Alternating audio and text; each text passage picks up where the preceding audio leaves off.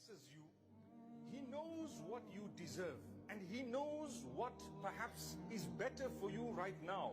Sometimes you and I don't deserve luxury in this world because it may result in us turning away from Allah. So Allah says, I'm not going to give it to you. And you are so upset and angry and praying and asking and saying, oh Allah, I want this, I want this, I want this.